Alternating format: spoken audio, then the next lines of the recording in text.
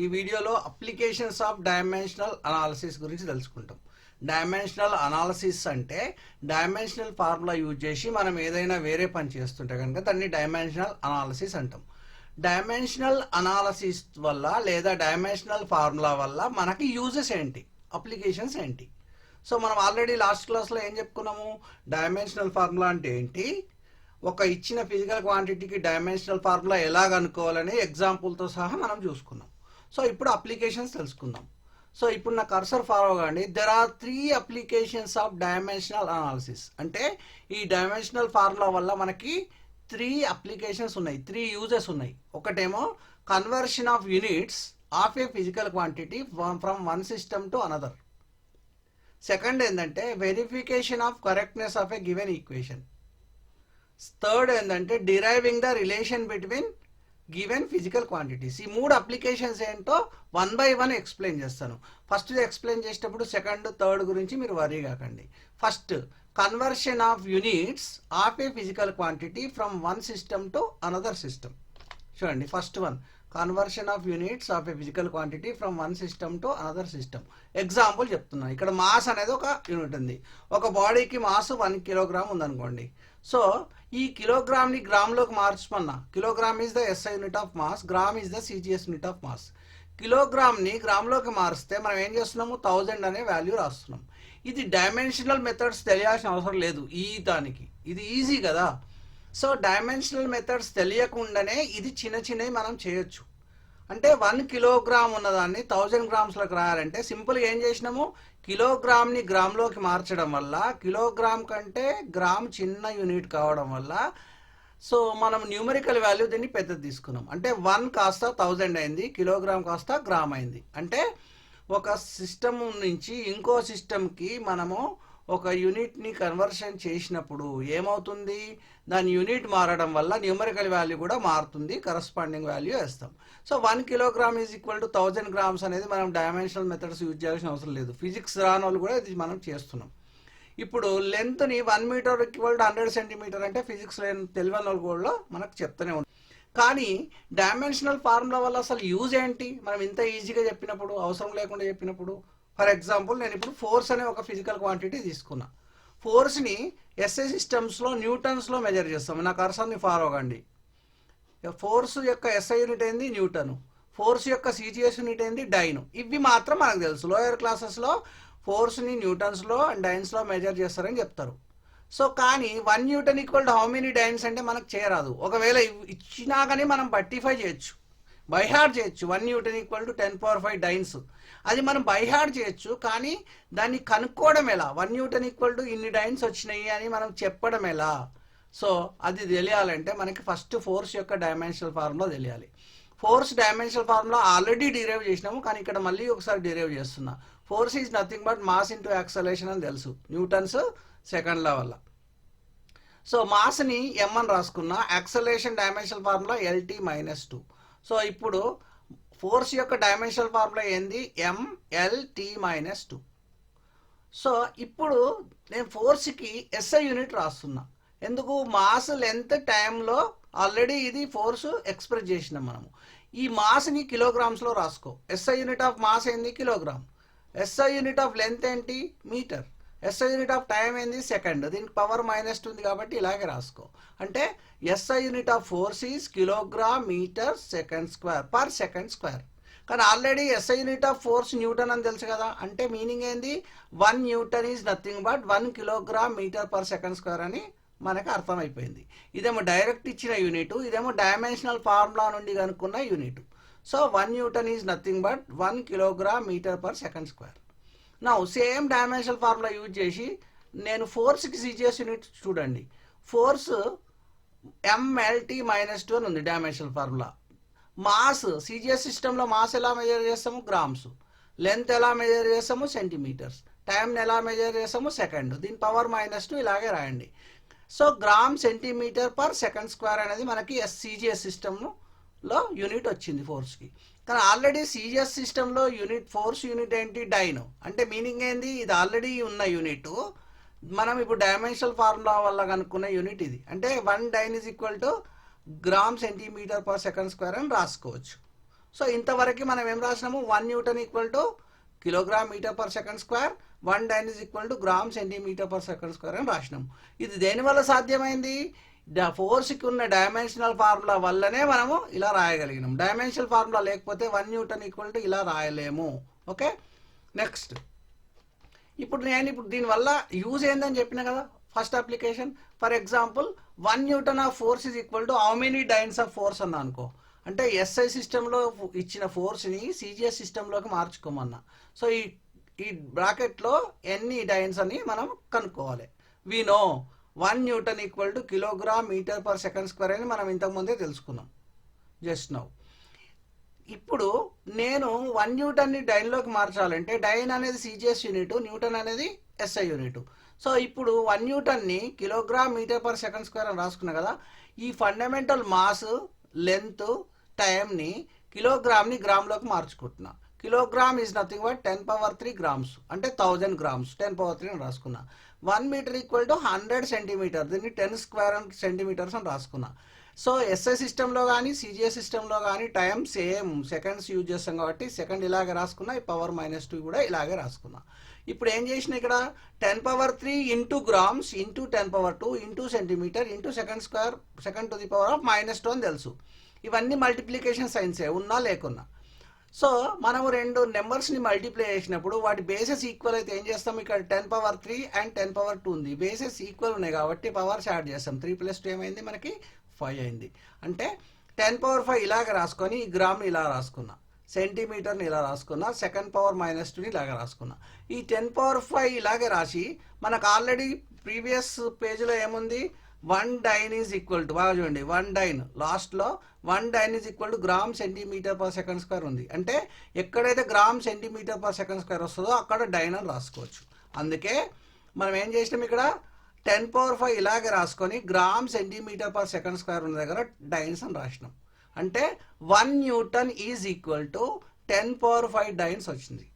There four 1 newtons, newton symbol capital N, 1 newton, ఇది 1 newton equal to 10 power 5 dynes అని రాసుకొని or అని రాసుకోవచ్చు, లేకపోతే అండ్ అని రాసుకోవచ్చు, నో ప్రాబ్లం ఇక్కడ. సో న్యూటన్స్లో ఫోర్స్ ఇచ్చినప్పుడు డైన్స్లోకి మార్చాలంటే 10 పవర్ 5తో మల్టిప్లై చేయాలి, అంటే 1,00,000తో మల్టిప్లై చేయాలి.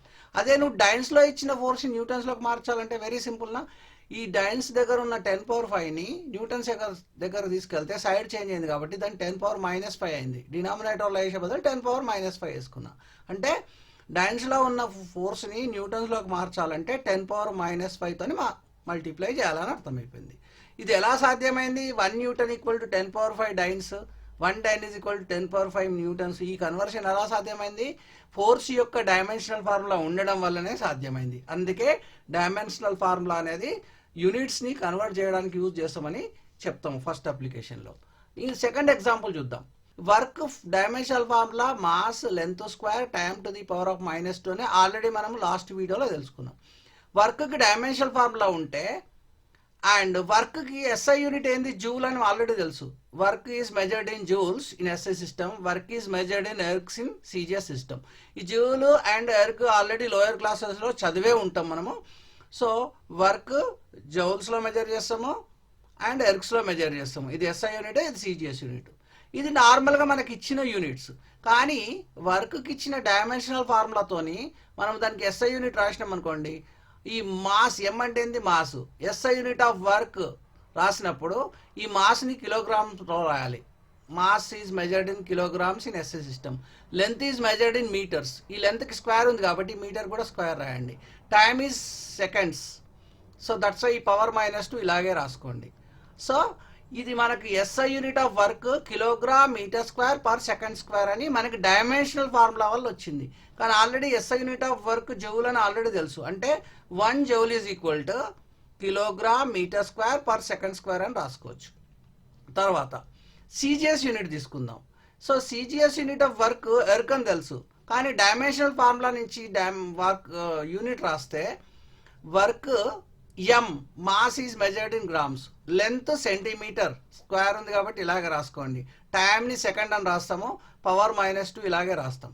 సో ఇది డైమెన్షనల్ ఫార్ములా వల్ల వచ్చిన వర్క్ యొక్క సిజిఎస్ యూనిట్. కానీ వర్క్ని ఆల్రెడీ ఎర్గ్లో మెజర్ చేస్తాం. అంటే దీన్ని బట్టి మనకి ఏమర్థమైంది, ఇది సిజిఎస్ యూనిటే, ఇది కూడా సిజిఎస్ యూనిటే. So you can write 1 erg is equal to gram centimetre square per second square అని రాసుకోవచ్చు.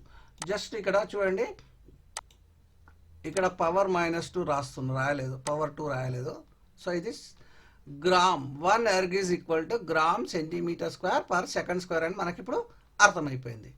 సో దీన్ని బట్టి మనకి ఏం తెలుసు, ఇప్పుడు 1 joule is equal to 1 kilogram metre square per second square, 1 erg is equal to gram centimetre square per second square అని తెలుసు. సో ఇప్పుడు నేను క్వశ్చన్ అడుగుతున్నా, 1 joule is equal to how many ergs అన్న. అంటే 1 joule of work is SI unit, 1 erg of work is CGS unit. 1 jouleని ఎర్గ్లోకి మారిస్తే ఎలా మార్చొచ్చు? డైమెన్షనల్ ఫార్ములా వల్ల మనం ఆల్రెడీ యూనిట్స్ కనుక్కున్నాం కదా. we know 1 joule is equal to kilogram meter square per second square అని మనం ఇంతకుముందులో తెలుసుకున్నాం. 1 joule is equal to kilogram meter square per second square అని తెలుసుకున్నాం. సో ఈ 1 joule తీసుకొని దాన్ని ఇలా రాసుకున్న తర్వాత ఈ కిలోగ్రామ్ని గ్రామ్స్లోకి మార్చుకున్నాం. ఎందుకంటే నేను CGS system, erg is the CGS unit of work.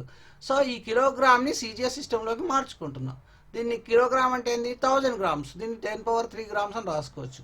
Metre square అంటే 1 మీటర్ ప్లేస్లో నేనేం రాస్తున్నా, 100 centimeters లేదా 10 square centimeter అని రాసిన.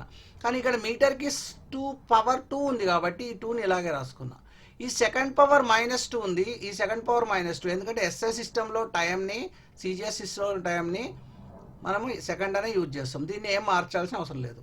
ఇప్పుడు మనం అబ్జర్వ్ చేస్తే ఈ 10³ grams ఇలాగే రాసుకున్నా, ఇంటూ ఇలాగే రాసుకొని ఈ 10⁻², ఇది లోపల ఉన్న పవర్ 2, బయట ఉన్న పవర్ 2, 2 2s 4, 10⁻4 అయింది. ఈ సెంటీమీటర్కి మాత్రం ఓన్లీ బయట మాత్రమే పవర్ ఉంది, ఇది సెంటీమీటర్ స్క్వేర్, సెకండ్ పవర్ -2. ఇప్పుడు ఈ 10⁻3 ఉంది, 10⁻4 ఉంది.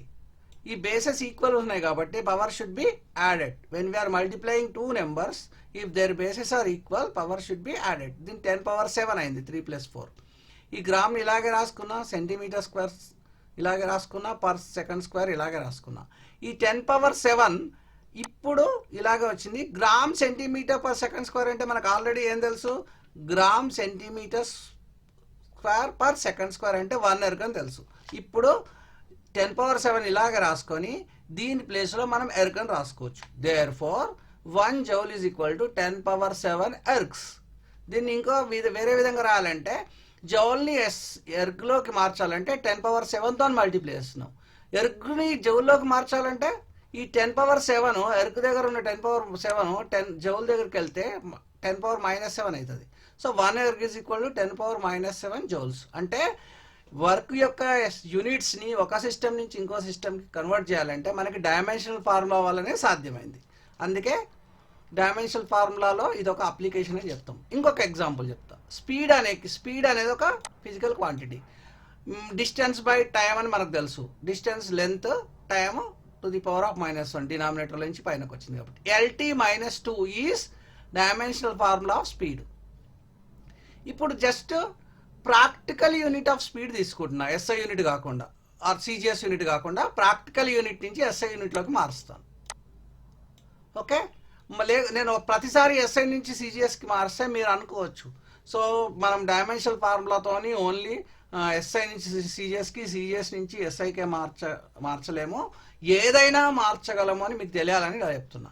సో ఇప్పుడు ప్రాక్టికల్ యూనిట్ ఆఫ్ స్పీడ్, మనం ఒక వెహికల్ స్పీడ్ కార్లో కానీ బైక్లో కానీ వెళ్తున్నప్పుడు స్పీడ్ని ఎలా చేస్తాము, 60లో పోతున్నా, 70లో పోతున్నా అంటే మీనింగ్ ఏంది, 60 km/h అని చెప్తున్నట్టు. సో అందుకే practical unit of speed is km/h, length kilometres, time hours. ఈ ⁻⁻1 అలాగే ఉంది. సో ఇది ప్రాక్టికల్ యూనిట్. SI సిస్టంలో లెంత్ని మీటర్లో మెజర్ చేస్తాము, టైంని సెకండ్లో మెజర్ చేస్తాము. ఈ ⁻⁻1 ఇలాగ వస్తుంది. ఇప్పుడు practical unit of speed is km/h, SI unit of speed is m/s. ఇవి రెండు ఎలా వచ్చినాయి, ఈ డైమెన్షనల్ ఫార్ములా ఉండడం వల్లనే వచ్చినాయి మనకి. సో మనకి యూజ్ చేస్తున్నాము, కాకపోతే బేస్ అంటేది ఇక్కడనే స్టార్ట్ అయింది. ఇప్పుడు 1 km/h is nothing but how many m/s అన్న. అంటే ప్రాక్టికల్ యూనిట్ ఆఫ్ స్పీడ్ని SI యూనిట్లోకి మార్చాలంటే 1 practical unit of speed is equal to how many SI units అంటే ఇక్కడ డాష్లో క్వశ్చన్ మార్క్. సో దీని వాల్యూ నేను కనుక్కోవాలంటే ఏం చేయాలి? ఈ కిలోమీటర్స్ పర్ అవర్ని డినామినేటర్లో అవర్ అని రాసుకోవచ్చు, ఈ సెకండ్ని కూడా డినామినేటర్లో రాసుకోవచ్చు. సో అందుకే ఇక్కడ సైడ్కి రాసుకున్నాం. ఇప్పుడు ఇక్కడ బ్లాంక్ వాల్యూ మనం కనుక్కోవాలంటే ఏం చేయాలి? ఫస్ట్ మనకు ఆల్రెడీ తెలుసు 1 కిలోమీటర్ పర్ అవర్ని ఇలాగే రాసుకొని ఈ కిలోమీటర్ని ఇలాగే రాసి అవర్ని కిందికి తీసుకొచ్చే ఈ 1 అవర్ అయింది ఇక్కడ. కానీ మనకు ఆల్రెడీ ఏం తెలుసు? 1 hour is equal to 60 minutes, 1 minute equal to 60 seconds అని తెలుసు. So 1 hour is equal to ఏమవుతుంది అప్పుడు? 60 × 60 3600 సెకండ్స్. ఇది గుర్తుపెట్టుకోవాలి. 1 hour is equal to 3600 seconds. ఇప్పుడు ఏం చేసినాను? 1 కిలోమీటర్ పర్ అవర్ని ఇలా 1 కిలోమీటర్ డివైడెడ్ బై 1 అవర్ రాసి 1 కిలోమీటర్ని మీటర్లోకి కన్వర్ట్ చేసిన. 1 kilometre is nothing but 1000 metres. 1 hour is equal to 3600 seconds ఇలా రాసుకున్నా. ఇప్పుడు 1000 డివైడెడ్ బై 3600 ఇక్కడ వేసుకున్నా చూడండి. 1000 డివైడెడ్ బై 3600లో ఈ జీరో క్యాన్సిల్ అయితే ఈ 2 zeros క్యాన్సిల్ అయిపోయినాయి. ఇప్పుడు 2 టేబుల్తో కట్ చేస్తే ఇది 2 5s, ఇది 2 18s. సో 5/18 వచ్చింది మనకి. అంటే 1000 డివైడెడ్ బై 3600 వాల్యూ ఎంత? 5/18. ఇది మీటర్ ఇలాగే ఉంది. ఈ సెకండ్కి డినామినేటర్లో ఉన్నప్పుడు పవర్ 1 ఉంది కాబట్టి న్యూమరేటర్లోకి పోతే పవర్ -1 అయింది. అంటే మనకు దీన్ని బట్టి ఏమర్థమైంది? 1 kilometre per hour is nothing but 5/18 metres per second అని తెలిసిపోయింది. అంటే ఒక స్పీడ్ని కిలోమీటర్స్ పర్ అవర్లో నుంచి మీటర్స్ పర్ సెకండ్లోకి మార్చాలంటే 5/18తో మల్టిపుల్ చేయాలి. లేదా ఒకవేళ మీటర్స్ పర్ సెకండ్లో ఉన్న స్పీడ్ని కిలోమీటర్స్ పర్ అవర్లోకి మార్చాలంటే ఈ 5/18 ఇక్కడికి వెళ్తే ఏమవుతుంది? 18/5 అవుతుంది. అంటే ఎస్ఐ సిస్టంలో ఉన్న స్పీడ్ని ప్రాక్టికల్ యూనిట్లోకి మార్చాలంటే 18/5తో మల్టిప్లై చేసినాం మనం. సో దీన్ని బట్టి మనకి ఈ ఎగ్జాంపుల్స్తో ఏమర్థమైంది? ఒక యూనిట్, ఒక పర్టికులర్ ఫిజికల్ క్వాంటిటీ యొక్క యూనిట్స్ని ఒక సిస్టమ్ నుంచి ఇంకో సిస్టంలోకి కన్వర్ట్ చేయాలంటే డైమెన్షనల్ ఫార్ములా అనేది ఖచ్చితంగా మనకు అవసరం. So thank you for watching. నేను నెక్స్ట్ క్లాస్లో మీకు second application of dimensional formula చెప్తా. అదే verification of correctness of a given equation. ఒక ఇచ్చిన ఈక్వేషన్ డైమెన్షనల్లీ కరెక్ట్ ఉందా లేదా అనేది ఎక్స్ప్లెయిన్ చేస్తాను. Okay, thank you.